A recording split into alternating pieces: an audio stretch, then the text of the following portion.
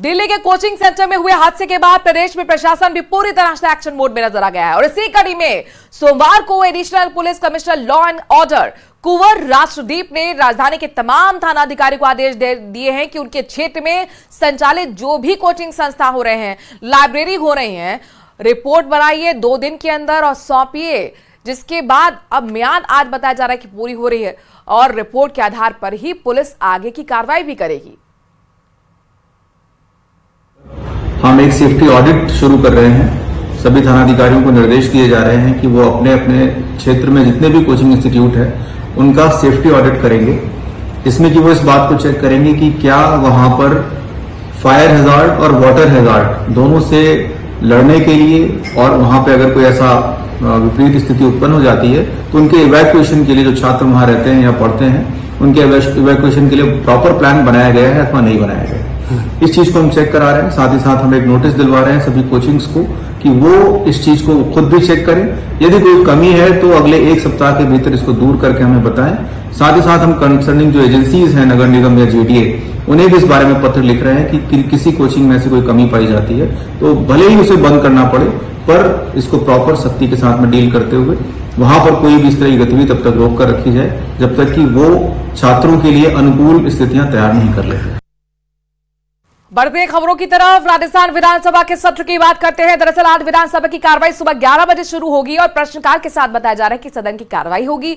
उच्च शिक्षा, उद्योग, जन स्वास्थ्य अभियांत्रिकी विभाग के साथ साथ जल संसाधन, जनजातीय क्षेत्र विकास, राजस्व, नागरिक विकास और ऊर्जा विभाग से संबंधित सवाल जवाब आज सदन के अंदर होंगे और साथ ही 2 ध्यान आकर्षण प्रस्ताव जिन पर चर्चा भी आज सदन के अंदर होगी। लोकायुक्त राजस्थान के वार्षिक के प्रतिवेदन पर भी सदन में विचार होगा। तो आज क्या कुछ सदन के अंदर होने जा रहा है जरा ये भी जान लीजिए और समझ लीजिए। लगातार विपक्ष कई सवाल कर अब सरकार को घेरने की कोशिश कर रहा है। साफ तौर पर विपक्ष का कहना है कि जिस तरीके के सवाल हम लेकर आते हैं लेकिन उसका जवाब देने में यहाँ पर सत्ता पक्ष सक्षम नहीं है, गोल मोल जवाब दिए जा रहे हैं। तो वहीं सत्ता पक्ष का साफ तौर पर कहना है कि विपक्ष हंगामे और शोर शराबे की राजनीति से ऊपर उठकर समर्थन दे ताकि महत्वपूर्ण मुद्दों पर विचार विमर्श सदन के अंदर हो सके।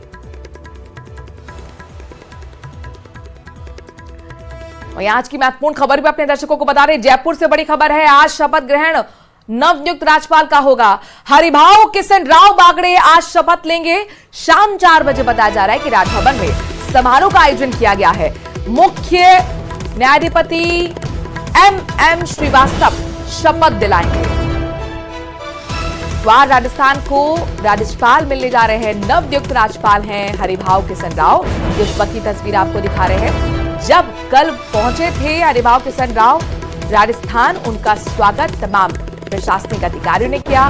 मुख्यमंत्री ने भी गुलदस्ता भेंट कर उनका स्वागत किया था।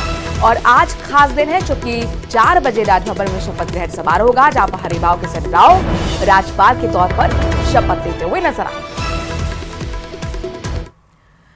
दिल्ली के ओल्ड राजेनगर स्थित कोचिंग सेंटर के बेसमेंट में पानी भरने से 3 स्टूडेंट्स की मौत का मामला गरमा गया है। केंद्र सरकार के गृह मंत्रालय ने जांच के लिए कमेटी गठित कर दी है। इस घटना के बाद जयपुर नगर निगम ग्रेटर भी एक्शन मोड में आ गया है।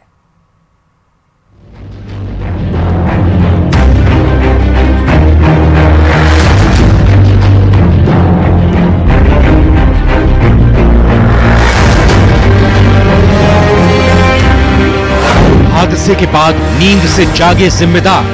वहाँ फायर एनओसी नहीं मिली, वहाँ कक्षाएं जो है 600 बच्चे पढ़ रहे हैं, वहाँ स्पेस बहुत कम है। इसके साथ में वो बिल्डिंग परमिशन भी नहीं दिखा रहे थे। हाथ लगाते ही गड़बड़ियों की मिली भरमार। गुरु कृपा और कलाम कोचिंग पर ताला। सुरक्षा के इंतजाम में निकला गड़बड़ झाला। जयपुर में सरकार और प्रशासन ने 2 दिन पहले ही कोचिंग और लाइब्रेरी के भवनों की सुरक्षा की जांच के आदेश दिए, लेकिन जब न्यूज 18 राजस्थान की टीम कोचिंग वाले इलाके में पहुंची तो हालात चौंकाने वाले थे। तो शायद आपको अंदाजा हुआ कि कितने बच्चे एक कोचिंग सिटिंग में बैठे हुए हैं एक साथ बिना किसी सुरक्षा मानकों के।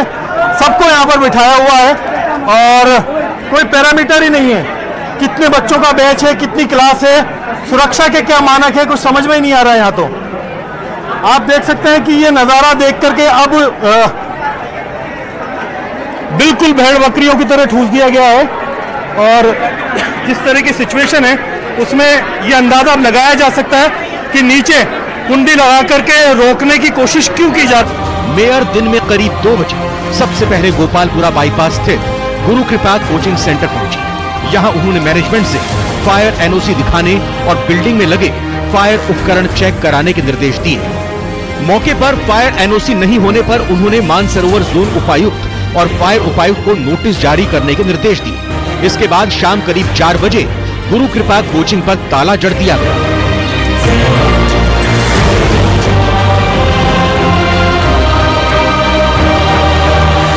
मेयर ने कोचिंग सेंटर में संचालित क्लासरूम का भी दौरा किया और क्लास में मौजूद बच्चों से मिलकर पढ़ाई लिखाई के लिए जान जोखिम में नहीं डालने की अपील की। जयपुर के गोपालपुरा की तंग गलियों में कोचिंग और लाइब्रेरी बेसमेंट में चल रही थी।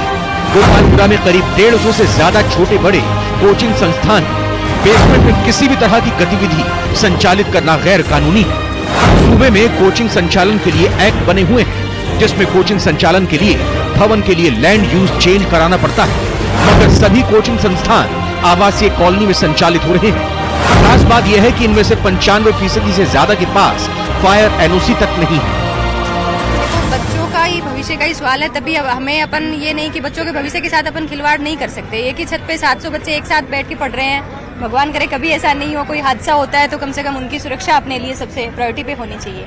जी, उनके बैठने की व्यवस्था हो, उसको बाकायदा बैठने की व्यवस्था हो, कानून की पालना की जाए, स्पेस हो। दम घुटता है वहाँ, पढ़ाई तो दूसरी बात है, वहाँ घुसते ही दम घुटता है, तो बच्चे ऐसे में पढ़ाई कैसे कर पाएंगे। मेयर ने बच्चों को निगम के बनाए नियमों की भी जानकारी दी। उन्होंने दिल्ली की घटना का जिक्र करते हुए बच्चों से कहा, अगर उन्हें लगता है कि उनके कोचिंग सेंटर पर उनकी सुरक्षा को लेकर कोई खतरा है तो इसकी शिकायत वो नगर निगम प्रशासन से कर सकते हैं। मेयर सौम्य गुर्जर ने बताया कि मुख्यालय लेवल पर विशेष कमेटी बनाई गई है, जो जल्द ही शहर का सर्वे कर अपनी रिपोर्ट तैयार करेगी। देर से ही सही, लेकिन शासन प्रशासन एक्टिव मोड में आ चुका है। लेकिन एक जिम्मेदारी अभिभावकों की भी है। करियर बनाने के लिए कोई अभिभावक अपने बच्चों की जान कैसे जोखिम में डाल सकते हैं।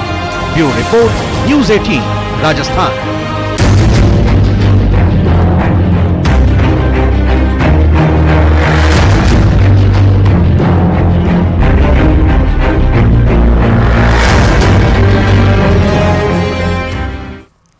तो इन तमाम मानकों पर भी आप भी नजर रखें, ये एज ए अभिभावक आपकी भी जिम्मेदारी है। बहरहाल खबरों में आगे बढ़ते हैं और जयपुर वासियों के लिए अच्छी खबर जरा बता देते हैं।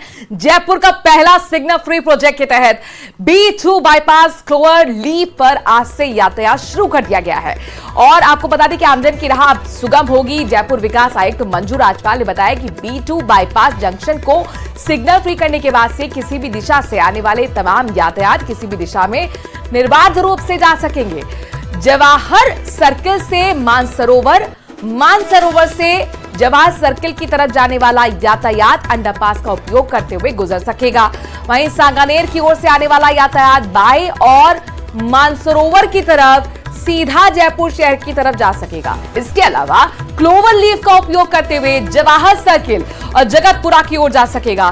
दुर्गापुरा की ओर से आने वाला यातायात सीधा सांगानेर की तरफ जा सकेगा। मानसरोवर के लिए क्लोवर लीफ का इस्तेमाल करते हुए जा सकेगा, तो वहीं मानसरोवर से आने वाला यातायात क्लोवर लीफ का उपयोग करते हुए सांगानेर की तरफ जा सकेगा। इस प्रोजेक्ट की लागत करीब 161 करोड़ रुपए की है। आपको बता दें कि सिग्नल फ्री प्रोजेक्ट के तहत B2 बाईपास अंडरपास का 15 मार्च 2024 को लोकार्पण किया जा चुका है।